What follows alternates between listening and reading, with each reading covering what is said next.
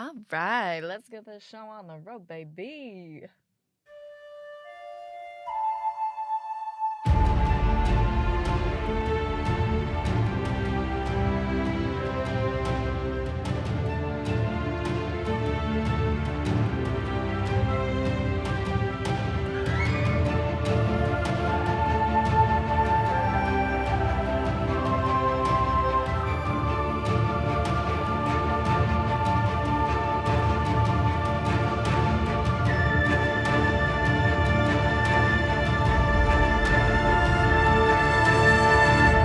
Welcome to Breakfast in Beauclair, a global Witcher podcast. My name is Alyssa from GoodMorhen, and I'll be your host as I, and our international Hanza accompany Geralt of Rivia and his destiny, Cirilla of Cintra, across the continent. So I'm recording this a few days early. Why? Because I'm going to be having a baby staycation in Brooklyn, actually, the night that the episode is meant to go up. I'm going to be seeing Rhys Darby. If you are a fan of Our Flag Means Death, and you heard me rave about it on episodes of Breakfast in Beauclair or of The Newest Olympian, your girl's gonna go see Rhys Darby, and I'm so excited. I have a hotel, it's gonna be cute, but that also means that I'm recording this early. That being said, has there been anything interesting happening lately? I think there is. CDPR is celebrating their 20th anniversary, and you can, I think, apply to win tickets to go to their party in Warsaw next month. Anita and Carolina, their official Witcher cookbook in collaboration with CD Projekt Red, is coming out this fall, and you can pre-order that. The cover was just revealed, so make sure you go check that out on Penguin Random House, I think. And you should be able to find all the links for that on their channels as well. Last but not least, we have our Hanza meetup in Boston in August. It is coming up in just over a month. So if you would like to come join us in Boston, meet a bunch of members of our community, hang out with us, please let me know. It'll be so much fun. We had a great time in Belfast, and we hope to see you there. And with all of this out of the way, thank you so much to our patrons and our producer-level patrons: Louise of Covier, the owner of the Churlish Porpoise; Katie, the redhead of Toussaint; Jacob B., Ava of Gullet, The Haven of the Edge of the World; Charlotte from Bangerberg Glamorai; Red Kite, the original Roach; Codringer's Cat, Libby; Jendima Dilovich; Wolf, Corey from the US; John of Riblia; Tom from Australia; Jill Kate, the Tabby Witch; Ollie from Sweden; James Carson III, Father of Beans; Silas Sib Sorcerer; a Toussaint Knight; Jeanette of Brocolon; Miriam of Temeria, and Softy.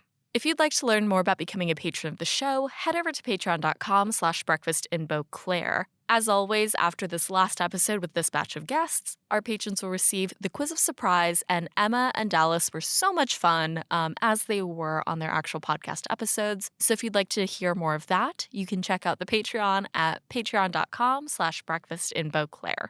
As for this episode, Dallas Wheatley from the US and Emma Sherr-Ziarko from the US return to close out our discussion of Netflix's The Witcher episode 204, Redanian Intelligence. Join us as we discuss how the cinematography enhances the storytelling and points of view, the difference between furthering the plot versus furthering the story, and meta-dialogue in both the show and the books. We decipher the continent's prophecies. I give my best Vesemir impression, and lament the characters who say the quiet part out loud. In our mid-episode news segment, Tidings from Toussaint, Lars Mutterflix shares production updates from The Witcher Season 3 set. After the break, don't miss our listener call-in segment, Dear Friend. Without further ado, let's get to our discussion of Netflix's The Witcher 204, Redanian Intelligence, Part 3. Hey everyone, welcome back from the break. When we left off, Yennefer and Cahir were hiding from the Brotherhood of Sorcerers in Gorsvalen and Oxenfurt as Triss and Geralt investigate Ciri's connection to the emerging monsters on the continent. We are quickly brought back to Kaer Morhen, where Ciri spends more time with Triss as the sorceress and witcher discover a stellacite, an element found in monoliths in the Myriapod and Leshy's remains. Geralt resolves to investigate them himself. This is when Ciri comes down for breakfast, and she's all dressed up. And her hair is done exactly like Triss's, but it has a flower in it. And Triss asks Ciri to help her in the lab. And, she's inviting Ciri into her world. She's being considerate and thoughtful by bringing this girl under her wing. The camera movements and how we interact with Ciri as an audience is super interesting in this scene because as she's coming in, she's pretty much hiding a smile. And we're at her eye line. We're coming in with Ciri into this great hall. And as soon as Lambert and Cohen come into the picture and start to tease her, what Dallas had said earlier, we're suddenly above her. and we're looking at her at a much more condescending angle. Like she looks so small in this shot while they're belittling her as if she were a child, and then this is the point at which she runs off. So yeah, I thought that was super interesting. It was a really nice directorial choice. It was great camera angles. I do want to point out, I just noticed this. The flower that she's wearing in her hair is the same flower that Triss gave her at the beginning of the episode. Oh, that's look cute. at that. That's so cute. That's really sweet. Yeah, because where else would she find a flower in Kaer I know, Morhen? right? Yeah. I agree from like a cinematography perspective and like a directing perspective. I really appreciate that like camera work and that angle. I am really sad because I feel like this moment was a reference to a moment in the books, which is one of my all-time favorite Ciri moments, and it got changed. I feel like this is a reference to when she's been with Triss for a while and she like puts on some makeup, like Triss teaches her how to put on makeup, and she comes into Kaer Morhen. This is in the books, and Vesemir is like, "What the hell do you have on your eyes?" And she says, "Greater self-esteem." It's like such a beautiful Ciri moment, and I'm just sad that we lost that in this kind of show version of Ciri. I get that it makes sense to like see her feel more vulnerable about them teasing her, but like, the gumption. Yeah. I love it. I love it. Yeah, I think it goes back to the conversation we're having earlier about like just the joy that's in the Kaer Morhen in the books versus how hard these men are on her as you know, as a teenager versus as like a small child. Yeah. They're taking their role of big brother a little too seriously. Yeah. And again, as you said, like it's different because in the books she's quite young. I think a teenager would feel a lot more sensitive about being teased by a bunch of grown men about her appearance. Oh, yeah. I certainly would. And I think this comes back to also Triss chewing out Lambert and Cohen immediately after, because the monologue that she has here on the show is pretty similar to one that she also delivers in the books, in which she's like, guys, what the hell are you doing? Why are you treating her like this? You know, why are you giving her a hard time? And it's nice to have that harder side of Triss, I think, as we see. Like we talked about her politeness, how she comes at everything with like a very kind demeanor typically, but we see that she's quite hardened in a way. She has certain convictions, and she's not going to stand for Ciri's mistreatment throughout the season. She's kind, she's not cowardly. Yeah. So at this point, Ciri leaves. Geralt goes to follow her and Triss down into the laboratory. They're checking in on the centrifuge that they set up the day before. And Ciri goes to Geralt. She's like, you know, my grandmother fought battles and wore dresses. You could do both, which I think is like her standing up for herself in a space where she feels comfortable. Yeah. I think she feels comfortable voicing that opinion to Geralt and to Triss, where she just had to walk away from Lambert and Cohen. I think it's because that doesn't take explanation either. But it's just a nice moment, I think, particularly between her and Geralt, to show that, like, he gets her on a certain level and she trusts him. And so I also really like his response to her saying that, which is just, I know. Like, Geralt gets it. And I also was going to say I'm going to go off on, like, a little mini rant about how great I think Henry Cavill is in this role. It'll be very brief. You know, he knows when to take a step back and when it's not about him. And some of my favorite work that he's done on the show is in this season when he's quieter and like in response to other people. And I thought that this was a really nice moment for him to be like, this is not about me. This is about you and furthering your story.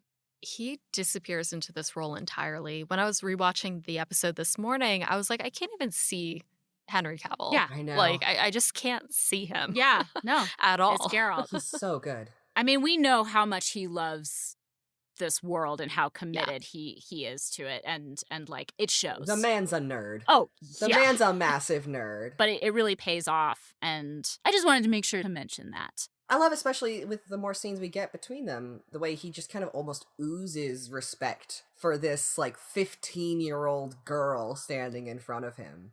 I feel like that's very difficult to do with all of the nonverbal communication that he does, especially. And it really feels like he's coming into his own as a father in that regard as well. Like he's he has a teenager, and he's trying to figure out how to best support her in a way that obviously makes sense for both of them. So as the scene moves on, turns out no evidence of mutagenic alchemy from the myriapod, so that was a bit of a bust. However, there is stellacite, which apparently is from a monolith. And it turns out that Eskel's slushy also had the same material in it. And suddenly they're just like, what is happening? And so they're just like, I don't know what this means. What does this mean? I don't know what it means. What does this mean? And so then they decide they have to investigate a monolith. Because Ciri, turns out, has toppled one, which comes as a huge surprise to Geralt and Triss. Ciri at some point touches the stellacite shavings, and then she ends up in a trance. This is one of the first times we really see, I think we've seen hints of this here and there, but we get like a clip of another planet. It seems like there's like multiple suns and a monolith. And she says, "Daughter of Chaos belongs to us. Turn your backs, join the procession. There is only death here." Even as a reader, I was like, what does all of that mean? That's a lot. Yeah. And then she wakes up in her room with Geralt and Triss. So yeah, even as a book reader, I was trying to decipher every part of this. And I was like, okay, I know what that means. I know what that means. The heck? I didn't read the books, but I just kept getting big, like, Wild Hunt vibes. Those who are familiar know that this is where it's heading, and it's absolutely not Ithlin's prophecy. Right. Personally, just like the way I was reading it, felt like it was kind of like somebody trying to reach out to her telepathically from the Wild Hunt itself. It's the worst game of Simon Says. There's so many little instructions and they all conflict. Turn your backs, join the procession. What? What do you want me to do? I just sort of like let that wash over me and didn't like think about it too critically. Yeah. Dallas, I agree. Like, I think that it is a reference to the Wild Hunt, but I didn't think about it like beyond that. I wonder like where they got that text from. I don't know if it's from the books or something else. I don't know. It's nothing that I recognized. It feels original. Yeah. If only in terms of the cadence. Yeah. It's very clipped. Which is something that we rarely get from Sapkowski, who is very indulgent, I think, with his prose. I was going to say, because Ithlin's prophecy is much more verbose. Yes. Verily I say unto you. Yeah, indeed. Could it be a reference to Volith Mir? I don't know, like, because that's sort of created for the show. It's interesting because, like, Daughter of Chaos, that's something that we're generally familiar with as a phrase. Turn Your Back is the title of the next episode. Join the procession. I mean, I guess it makes sense if you're like got all the spectral horses and stuff, and they're on the hunt. But it's just like it feels original. Yeah, and a little cryptic. Absolutely. But thankfully, Ciri doesn't have to go through this alone. She's with Geralt and Triss, who both say that they're going to support her. Geralt is very explicit about this. He says, "You are brave, but let us help." This is when Ciri really tells them, okay, the monolith is my fault. Geralt goes complete into dad mode, and he's like, I need to see it for myself. It's all right. I'll fix it. Yeah. And I'm just like, That's when you know you've earned your tool belts as a father. Absolutely. Yeah. I'll fix it. It's okay. It's the only thing I know how to do. As earnest as ever. Oh, and it's totally earnest. It's just another monster to him. That's what he does. Yeah. Our sweet, sweet reluctant hero. Our little soft boy. Our little strawberry candy. Yeah. So gooey in the middle. So gooey. As we leave the three of them, we go back to Oxenfurt, where Yen and Jaskier reunite at the tavern, and he promises to get her and Cahir passage to Cintra. So this is the morning after. Most of the patrons of the tavern are gone, save for one who promptly gets kicked out, and Yennefer then reveals herself to Jaskier. And it's obviously this, awkward moment. They left each other at the top of a mountain. Who knows how they both got down. And Yennefer reveals that she's in hiding. And Jaskier obviously surmises that it's because she's part elf. Again, we've talked about how Yennefer's elven heritage is such a prominent part of the show, to the point that Jaskier comments on it, of course. He reiterates to Yennefer that, there is a support network, that there are people who are speaking out against these injustices that are happening to the elves in the Northern Kingdoms and in Gorsvalen specifically. He says, some people are speaking. There are anonymous benefactors behind the scenes helping me, helping us make this right. Yennefer, as distrustful as ever, is just like, why help? What's in it for you? Jaskier talks about this scene, which, again, is a reference to Chapter 1 of Blood of Elves. He says, I was at the Great Oak Bloveris when it was raided, the seat of friendship, the Druids called it, where every free thinker was welcome no matter their race, their creed. They came for the elves, Yennefer. They'll come for the dwarves, and sooner or later they will come for everyone, anyone that they deem the other. Eventually, no artist is safe. This feels like a reference to that, was it World War II poem? It was World War II, yeah. Absolutely. And I think, this is a pretty explicit way for the show to be like, we got to fight fascists. Like, the politics are complicated, but ultimately, Jaskier has found himself believing in this. It's a great speech, I think, and it's a great moment for him. Even if Yennefer's reasons for being in hiding are a little more complicated than just that she's a quarter elf. But if that's what, gets him to help her, great. But it is interesting that, he just assumes that and doesn't question that, there's more, and that's almost like a sweet moment for him. I think also because he just doesn't need it to be anymore. Yeah. At this moment in his life, somebody who's trying to hide from this has their reasons, whatever they may be. I'm reading into it, obviously, for my own personal reasons. Whenever he calls something the other, he's making a choice to not describe what the other is. Probably for personal reasons. That in itself would put you in danger, and especially in a situation like this. Absolutely. I know it's not ever made explicit, and it's not canon that Jaskier is queer, but I think he is very queer-coded in a lot of ways. And so that feels like a moment for him as well in that way. In all the ways that I've encountered Dandelion and Jaskier, it's always been that strong feeling I get where it's somebody who is capable and happy in passing, but that doesn't mean that they are what they pass as. Yeah, there's more going on. There's a lot more depth and complexity to his relationships than I think he is willing to ever talk about. Oh, absolutely. And I think that we haven't even scratched the surface of that yet on the show. Yeah. And we go deeper with it in the books, but I feel like there's certainly more to explore with his character. You can't give us a Taylor Swift breakup song and then not explore it. We need to go deeper. We gotta go deeper. I would love to see how much further we can go with Jaskier, especially Joey Beatty is so great, and if you watch him in interviews, he is so opposite to what Jaskier is as a character. He is so collected and poised and reserved in his interviews, at least. Maybe that's interview fatigue, but I do think that that's a lot of his personality is much more considered than the character that he plays. I'm just so curious to see how far they'll push Jaskier. Even just the smallest of mannerisms he puts into Jaskier's movements. Yeah. If I saw that man walking down the street, I'd be like, that's a gay. That's one of us. Yeah, yeah. He's one of us. It's very potent for how subtle it is. Yeah. It makes a beautiful cocktail. Yeah. Yeah. It's such a detailed and nuanced performance. It really is. It's so it's beautiful. incredible. Yeah. Jaskier is just okay, you guys need to take a bath, but we're going to leave at nightfall. I'll see you then. And I don't know if either of you caught it, but after he tells him that, and Kahir just slowly turns and sniffs Yennefer's hair. really Oh, subtly. baby, no. Because he's like, wait, do we really smell? It's the funniest thing to me.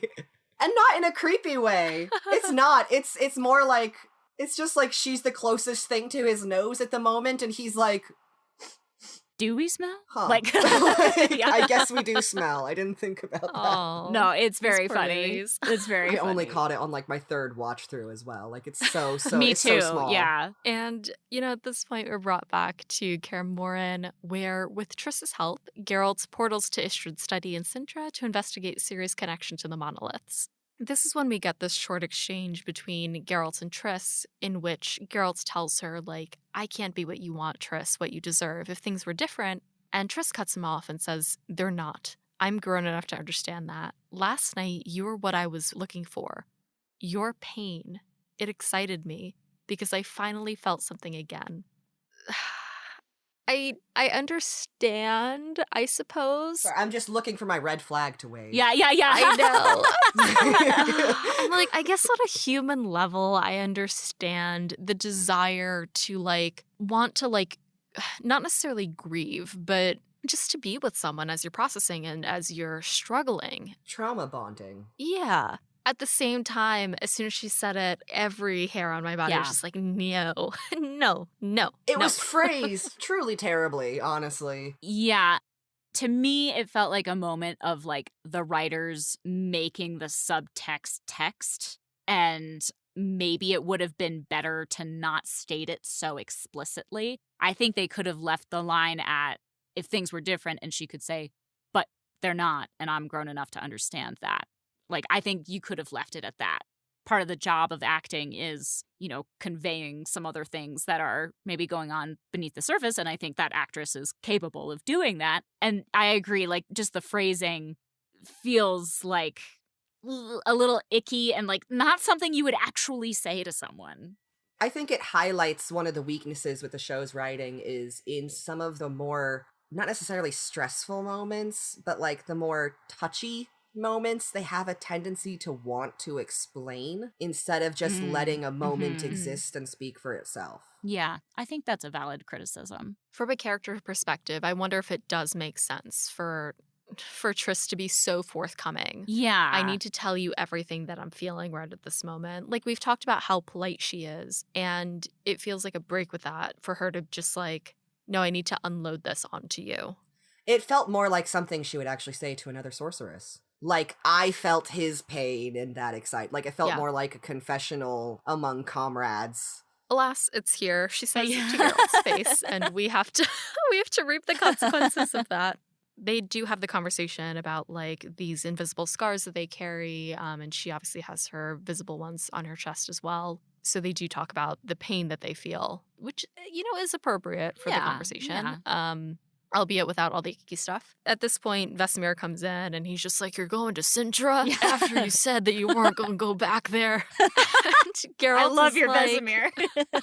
He's a little bit country. Vesemir is a little bit country. Let's be real. Geralt's a little bit rock and roll. Yeah, absolutely. Absolutely. And, Geralt says this line from, it's definitely in the games, and I can't off the top of my head think of any instances in which it's explicitly said in the books. Maybe Blood of Elves, but I could be wrong, or early in The Last Wish. But Geralt is just like, no Witcher's ever died of old age. I could go to Cintra. It'll be fine. It's something that they talk about in the games a lot. Whenever Vesemir objects to one of his boys going out to do something dangerous, they're like, didn't you always say, Vesemir, that a Witcher never dies in his bed? It's like, which is something I kind of miss in this show, is something that appeared in the games a lot, where always constantly making Vesemir eat his own words. Just constantly. They're so reckless in every other iteration. They're so reckless.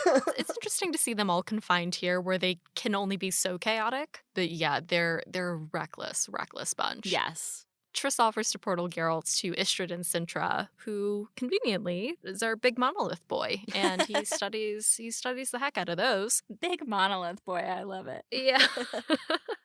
Infamously.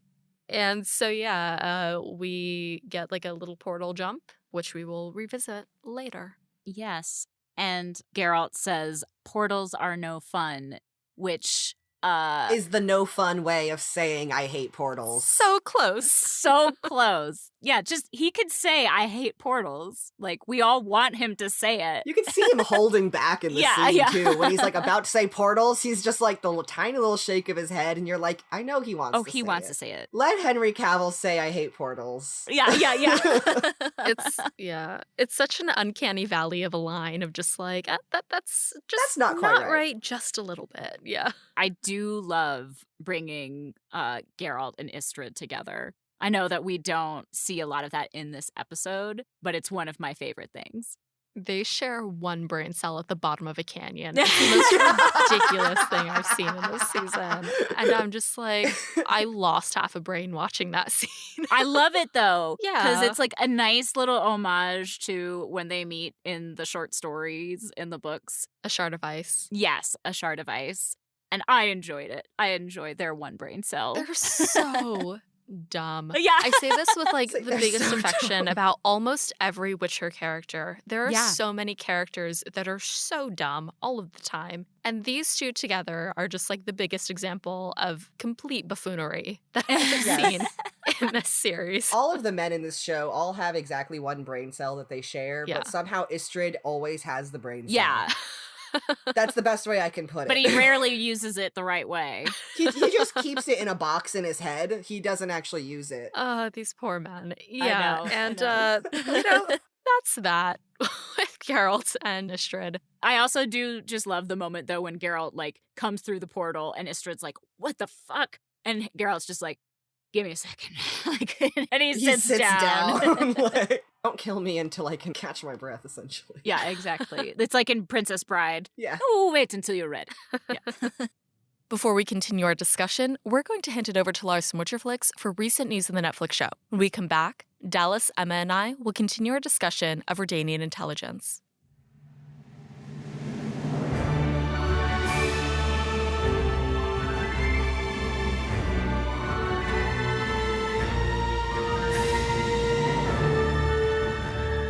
Hey, it's Lars from Witcherflix, and this is Tidings from Toussaint. Welcome back, everybody. The filming for Season 3 of The Witcher is in full swing at the moment, so let us see what's new on the Witcher set. In the last 2 weeks, the production crew started to film on location again. Director Ganja Montero, in charge of episodes 3 and 4, filmed various scenes in Treffel Quarry in South Wales. Beside an appearance of Henry Cavill, Redanian Intelligence could confirm that the horse named Hector was also present. Of course, plays Geralt's trusted horse Roach.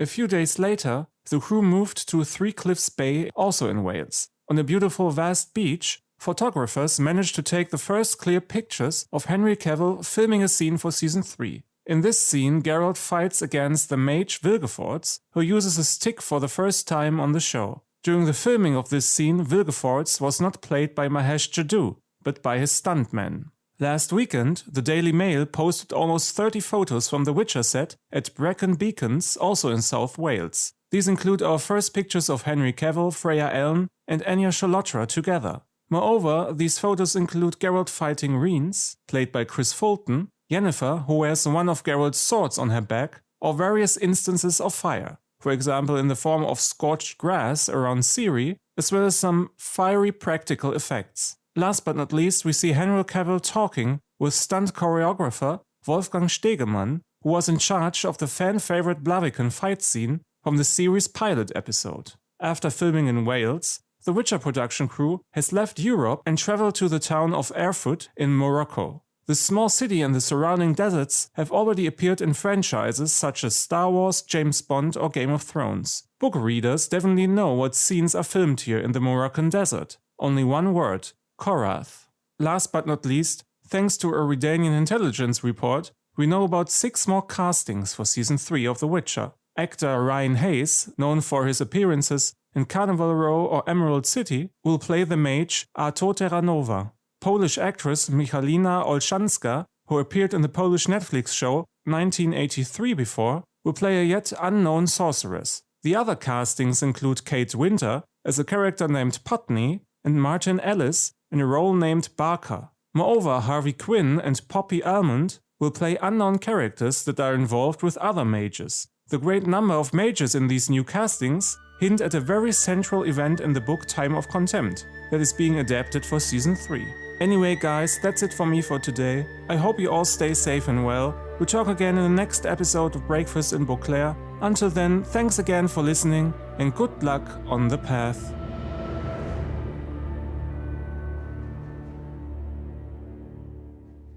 Hey everyone, welcome to our listener call-in segment, Dear Friend. Keep on listening as members of our international Hanza share their thoughts on what we're discussing in this episode.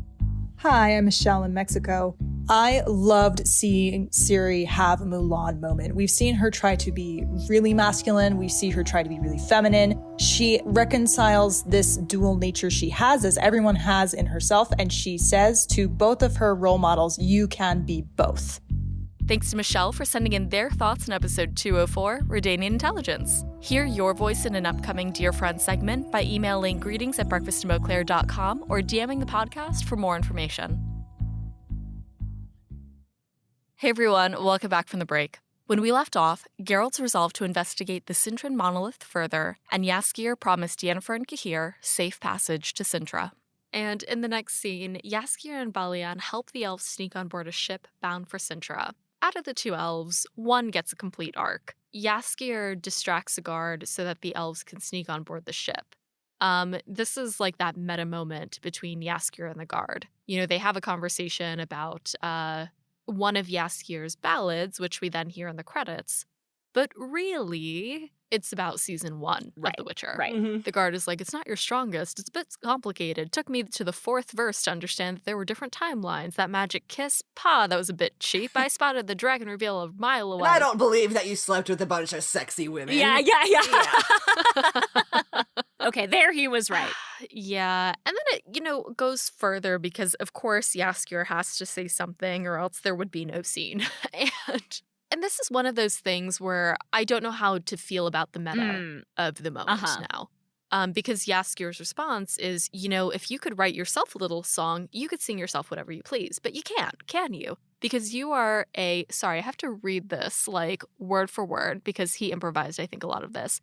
Dockside scapegrace, a qualling feculent, a beef-witted, hell-hated, addle-pated goon. And maybe, just maybe, you were grateful to be entertained. It's so fun. It's good. Yeah.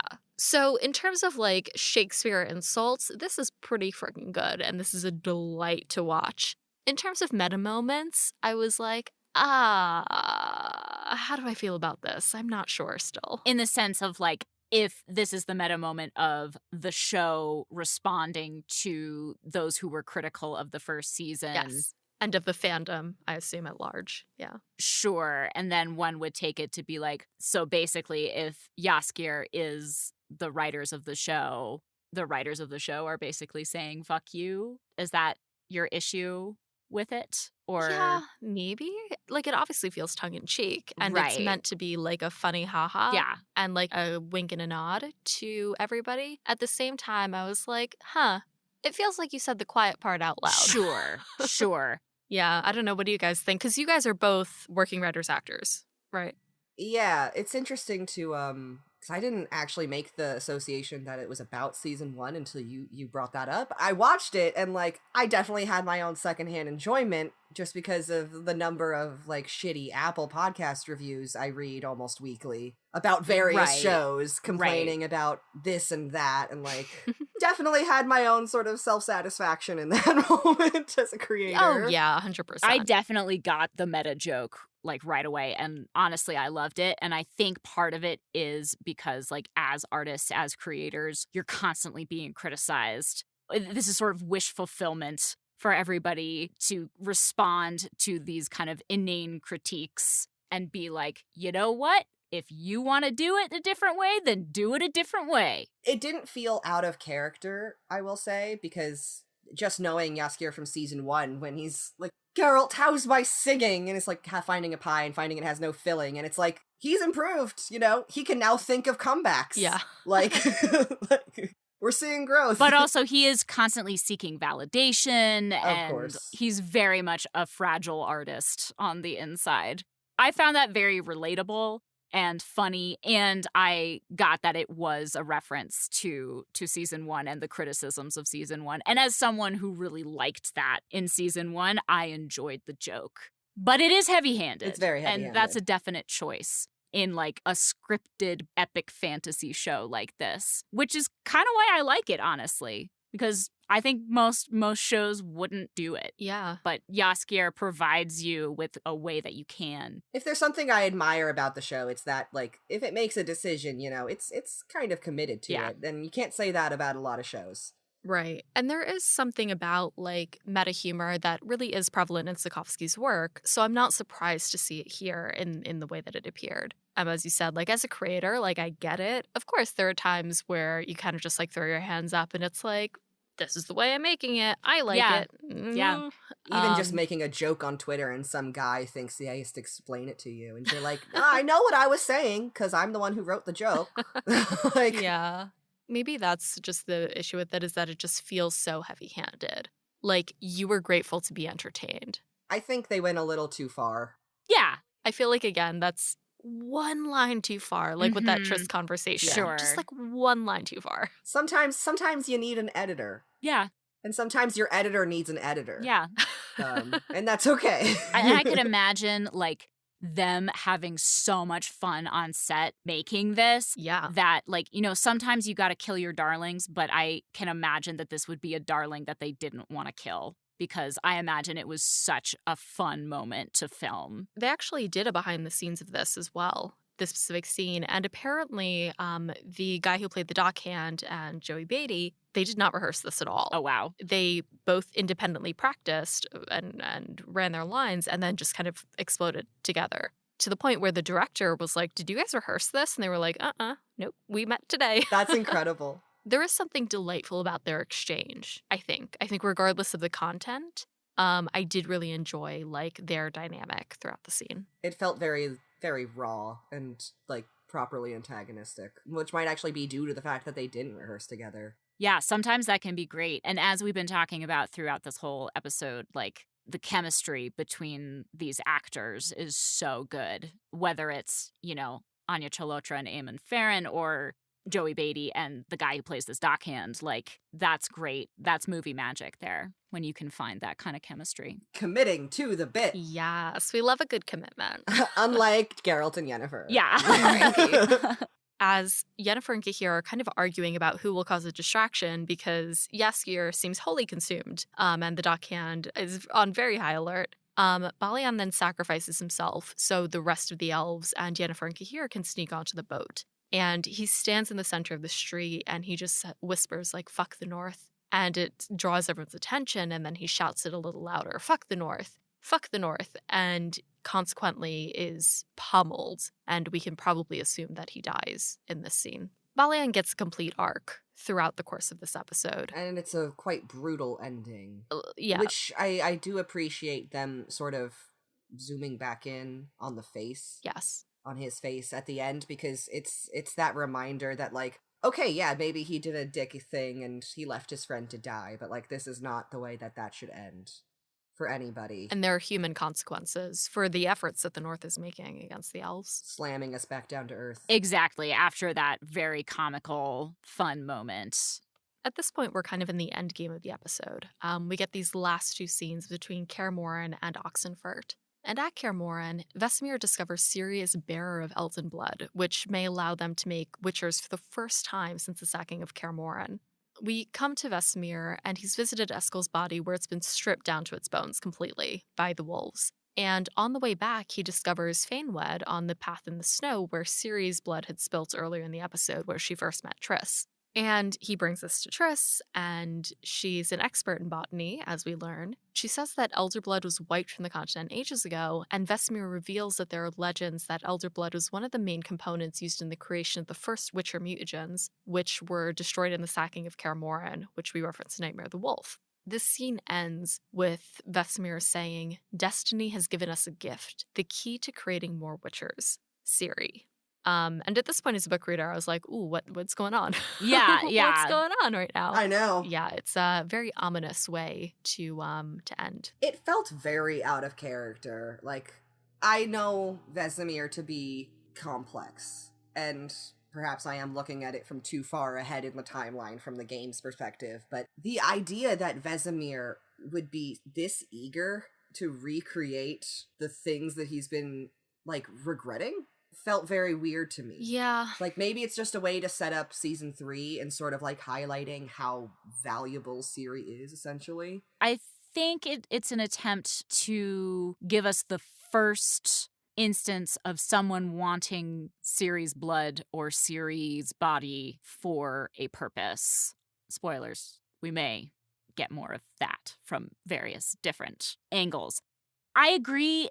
It feels a little bit out of character for both book and game Vesemir. Show Vesemir is a little different.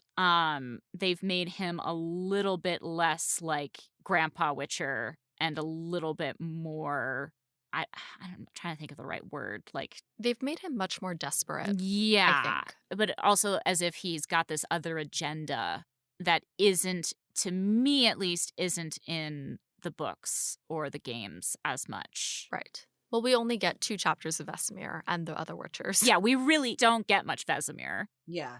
And in the games, it's all, like, after Ciri's grown up, and it's all at Kaer Morhen, like, preparing for battle. Yeah. It's, like, at the point where he's so aged, like, it's a blessing that he's still alive. Until you get to the end of The Witcher 3. Yeah, well... R.I.P. Yeah, it's an interesting characterization that I know that I personally wasn't expecting for the show based on the books. Just because, yeah, as we've said, he's so gentle and so grandfatherly. And as I continually say, Kaer Morhen is a refuge for Ciri. It's interesting to deviate so far from that. I think in the show, now there are people inside Kaer Morhen who want to use her for their own means. So that was something that I think surprised me as a viewer. And yeah, I don't know how I feel about it. The way I feel about how they characterize Vesemir and Ciri's relationship doesn't feel authentic to me. Both the Eskel choice and this choice of like his relationship to Ciri feels like they're being set up so that they can have this parallel and that Geralt and Vesemir can have this moment in the last episode, which to me doesn't actually serve a greater purpose. Going off that, like, it feels a lot like they're doing a rewrite, essentially, but more from the framework of... Because I think a lot, when I think about The Witcher, I think a lot as it is a critique of classic gender roles, and specifically, like, the impact of responsibility on masculinity, knowing that when this was written, knowing the period of time when this was written in, like, the 70s? 90s. Yeah. 90s. I don't know why I keep thinking it's the 70s. Well, even in the 90s, the breaking of the cycle of being raised by abusive parents and having that be your model of masculinity, and then having to break the cycle through your own model of masculinity. And it almost feels like they're rewriting it so that there's a specific, clear breaking of the cycle, unlike in the original works where Vesemir kind of ages into a kindly old man after being what is essentially an abusive father. Yeah, I don't think they've ever explored the idea of like abuse in Kaer Morhen, not outside of like what is quote unquote the norm for the Trial of the Grasses. Yeah, that's kind of what I refer to as the abusive cycle. Yeah, it's dramatized, I think, between Nightmare of the Wolf and the series. Like, for example, letting these small children loose in the Red Swamp and watching as all of them are killed except for 3. That happens in Nightmare of the Wolf. So when Lauren Hissrich has talked about the characterization of Vesemir in the Netflix show, one of the questions that she's talked about was the fact of, like, this is a man who is willing to put children through the Trial of the Grasses. In the first place, he's committed to keeping their caste alive. And suddenly he's given the gift, as it's put in the script, to do that again.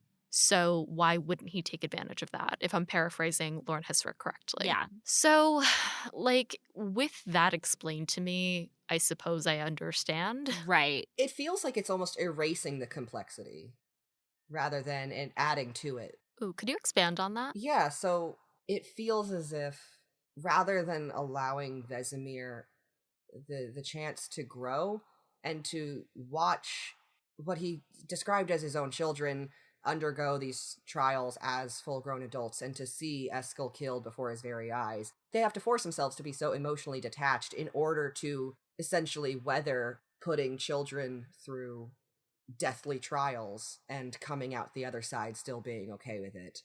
And to see that happen to somebody in his own keep, under his own watch, hoping that they're not going to die, and to see them die, instead of giving him an opportunity to say, maybe Witchers were a bad idea. Maybe I don't want to watch more people die in front of me. He's doubling down. I think I agree that, like, that would be the more interesting... Well, it would be interesting to at least interrogate that option more. Especially because Vesemir is such an older specimen of a Witcher. Like, he is older than a Witcher should be. Yeah. And they make a point of telling us that. And so you think somebody in his position would be a little bit more committed to helping others reach that age as well. The only other thought I had about why they maybe made this decision, not necessarily for Vesemir, but for Ciri, and setting up the idea of choice. Because in the following episode, they make a big deal of, like, if she's going to do this, it's her choice. And I know that choice, you know, and bodily autonomy is a big theme in the Witcher books. However, or bringing in this element just to bring in that theme doesn't feel like there's going to be other opportunities to explore that. Right. So yeah, I felt like some of the decisions in this season were made to kind of further a plot that doesn't actually further the story. Yeah. Like, it furthers the plot that they decided to make for this season, but that doesn't actually further the story that we're telling. So it doesn't necessarily feel earned in a way. Yeah, that's what I would say. Bringing up Mean Girls the musical for some reason now. Of course. Like, where they're making alterations in the attempt of creating a moral standing that don't necessarily advance the actual story. Yeah. So that they can say, well, we know this was problematic in the original, so we tried to make an alteration so that it's a little bit less problematic now, but it kind of removes the teeth from the fact that it existed in the first place. We could spend so much time Yes. unpacking this situation Yeah. here, and we will, in other episodes of Breakfast in Beauclair, as we dive deeper into the storyline that we are now setting up for Vesemir and Ciri and Triss. So in the last scene we get in this episode, after Yennefer and Jaskier say goodbye, he's captured, and the episode ends before Yennefer must decide if she'll stay on the boat to Cintra or save the bard herself. Dara is revealed to be on the same ship as Yennefer and Cahir, which is really nice because he has a small exchange with Jaskier, and Jaskier is like, do great things, make the most of this trip. You're gonna make me proud, kid. It's very sweet. And I love Dara. He's very nice. And Jaskier now learns that Yennefer has lost her magic. Emma, you had picked out a line from this as well. Yes, one of my favorites. When Jaskier asks Yennefer, what happened to you? And she says, I've lived a long life. You'll have to be more specific. That's such a Yennefer line. I love it. She's so old. They're all so old. They're all so old. Yeah, and you wouldn't know it. Well, I mean, Jaskier's not that old. I'm personally obsessed with the fact that Yennefer's older than Geralt. Yeah. Oh, not in the show, which is upsetting. Is that true? Not according to their Netflix published timeline. Oh. Geralt is older in the show. Oh. Yeah, I was very sad. Yeah, that's lame. She's 94 in the books, and he's, I think, in his 70s or something. Yeah. They published, if you go to, I think, the Witcher website for the Netflix series, they have a timeline that you can actually browse, and Geralt is before Yennefer in that timeline. Boo! Worst retcon ever. Yeah. I don't disagree. I mean, why? Pointless. What is it? Yeah, what does it add for Geralt to be older than Yennefer? Nothing. Yeah. But yeah, I love that line, and I love this exchange between Jaskier and Yennefer. I mean, we were talking about it a little bit earlier. I like the juxtaposition of, no, chaos is not done with you. It's that earnestness. Yeah, and you believe that he means it, because he does not like her, so he wouldn't say it if he didn't mean it. And it's a nice juxtaposition to what Cahir said earlier. Not necessarily one is better advice than the other. There's something to be said about, listen, you don't have control over this anymore, let it go. But there's also something nice about the hope that Jaskier gives her. I just love that they're secretly becoming besties. Frenemies. Yeah, frenemies for sure. Yeah. What I love about Jaskier's comment to Yennefer specifically is that, as you said, he says, chaos could never be done with you, Yennefer of Angerberg. Of that I am certain. We spent so much time in the last episode, What Is Lost, basically mourning with Yennefer, the loss of her magic. As she spoke to Toussaint, and Toussaint was like, what's lost is lost. Triss, what's lost is lost. Same thing with Cahir. He's like, maybe there's better things for you out there now that your magic's gone, which is a bit of a downer. And Jaskier's the first person to give her that shred of hope. Yeah, it's just a nice moment. And then for him to end it with so bye, good he riddance. says, good riddance. Specifically, Yeah. You home wrecker. Yeah. But yeah, I think it's a really nice moment. And then we hear his lute smash. Ah, God, what a way to end the episode, my lord. I know, right? Just her little eyeballs peeking out over the ship. She just looks so genuinely concerned. She's like, yeah. What? I turned my back for 2 seconds? Turn your back. Oh, there it is. Hey, we figured it out. It wasn't talking about Ciri at all. No.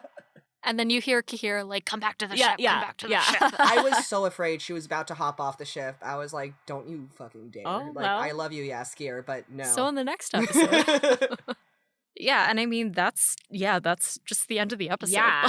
It just ends. They certainly know how to, bookend their episodes. Yeah. Like, they start strong, they end strong. There's, like, clear plot moments on each end. It's not like, there's been a lot of shows I've been listening to and watching recently where an episode just kind of ends.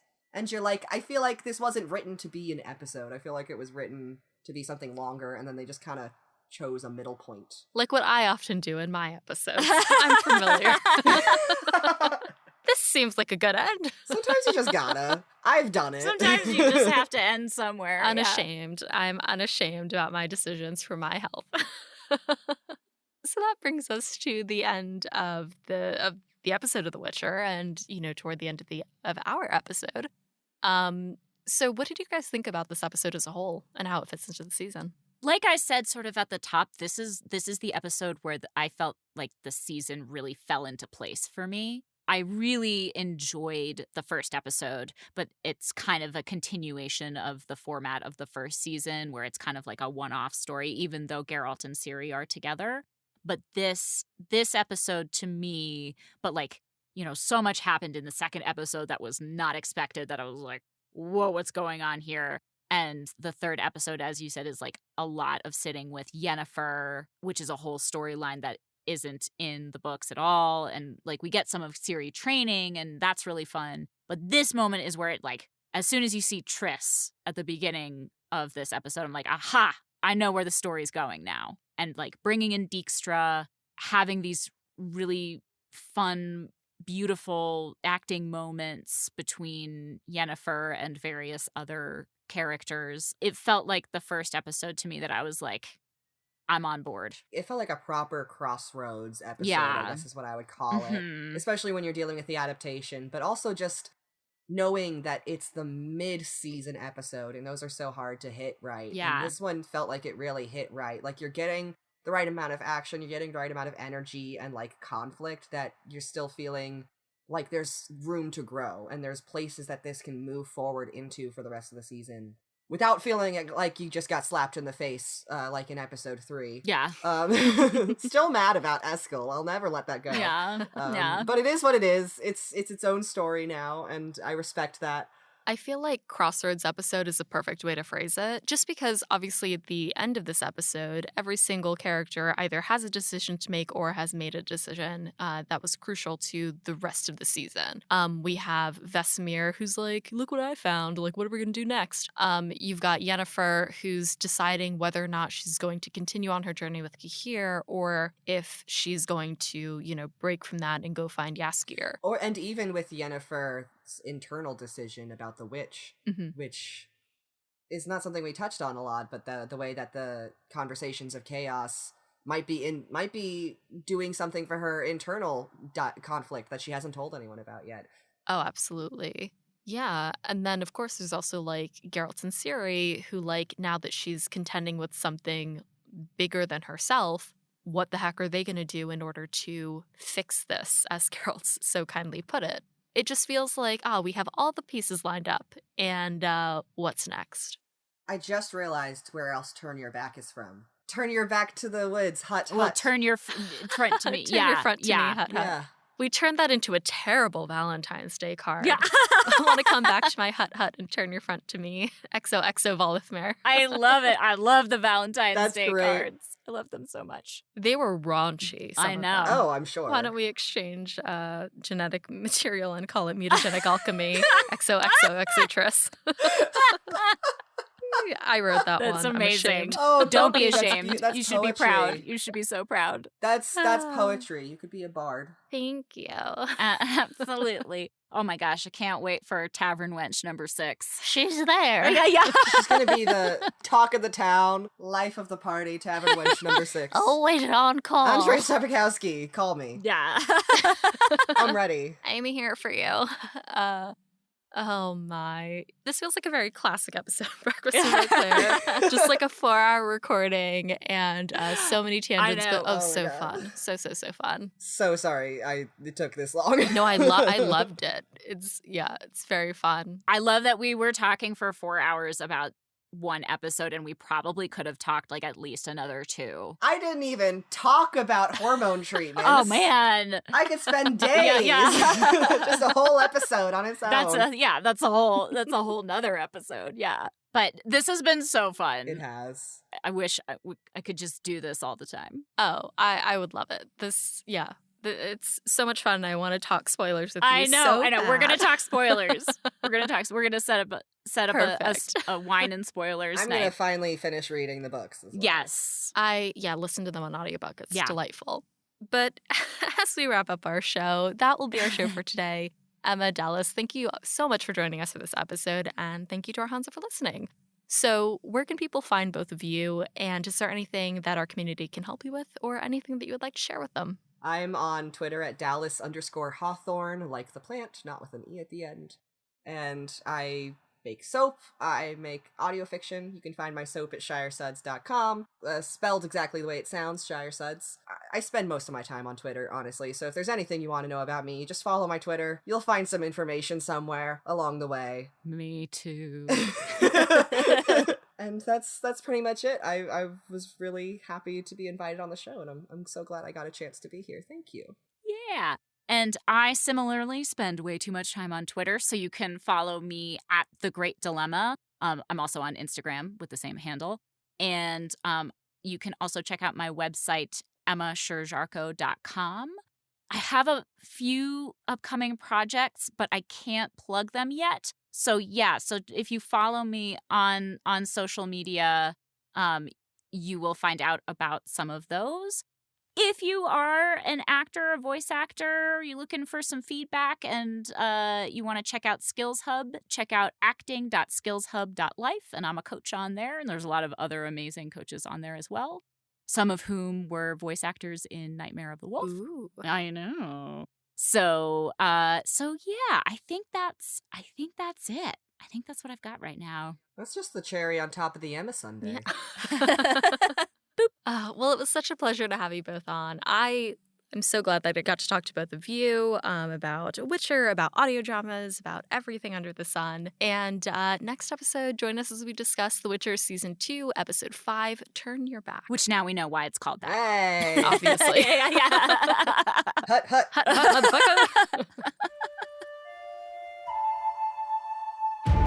Thanks for joining us at the Breakfast Table. For show notes, transcripts of each episode, and a complete list of our social platforms and listening services, head over to breakfastandbeauclair.com. Breakfast and Beauclair is created by Alyssa from GoodMorhen. It's hosted by Alyssa with the Tidings from Toussaint news segment by Alyssa and Witcherflix. The show is edited by Alyssa with music by Mojo Filter Media. Breakfast and Beauclair is produced by Alyssa in New York City with Louise of Covier, the owner of the Churlish Porpoise, Katie the Redhead of Toussaint, Jacob B, Ava of Gullet B, Haven at the Edge of the World, Charlotte from Vegaberg Glamorai, Red Kite, the Original Roche, Cottoners Cat, Libby, Jen D. Mandilovich, Wolf Corey from the US, John of Riblia, Tom from Australia, Jill Kate the Tabby Witch, Ollie from Sweden, James Carson III, Father of Bean, Sally Sype Sorcerer, a Toussaint Knight, Jeanette of Brooklyn, Miriam of Temeria, and Softy.